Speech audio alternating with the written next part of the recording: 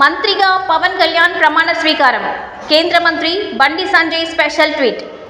ఆంధ్రప్రదేశ్లో చంద్రబాబు నేతృత్వంలో కొత్త ప్రభుత్వం కొలువుదీరింది.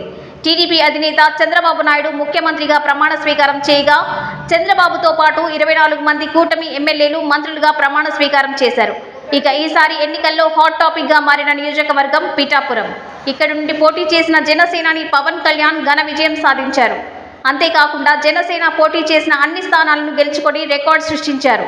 కాగా పిఠాపురం నుంచి తొలిసారి ఎమ్మెల్యేగా ఎన్నికైన పవన్ కళ్యాణ్ మంత్రిగా ప్రమాణ స్వీకారం చేశారు.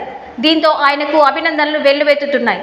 ఈ ప్రమాణ స్వీకారోత్సవం కార్యక్రమంలో ప్రధాని నరేంద్ర మోదీతో పాటు పలువురు కేంద్ర మంత్రులు, సినీ రాజకీయ ప్రముఖులు హాజరయ్యారు. ఇక తెలంగాణ నుండి కేంద్ర హోంశాఖ సహాయ మంత్రి బండి సంజయ్, కేంద్ర బొగ్గు గనుల శాఖ మంత్రి కిషన్ రెడ్డి, బీజేపీ ఎంపీ ఈటెల రాజేందర్ ఈ కార్యక్రమంలో పాల్గొన్నారు. ఈ సందర్భంగా మంత్రిగా ప్రమాణ స్వీకారం చేసిన పవన్ కళ్యాణ్ కు బండి సంజయ్ శుభాకాంక్షలు తెలిపారు. ట్విట్టర్ వేదికగా స్పెషల్ విషెస్ చెప్పిన ఆయన పవన్ పట్టుదల, సంకల్పమే ఆయనకు ఈ విజయాన్ని అందించిందన్నారు.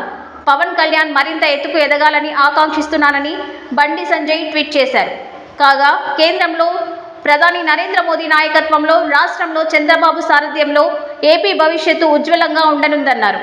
ఇకపోతే ఎన్డీఏ ప్రభుత్వ హయాంలో ఆంధ్రప్రదేశ్ ప్రగతికి ఎలాంటి డోకా లేదంటూ బండి సంజయ్ ట్వీట్లో పేర్కొన్నారు.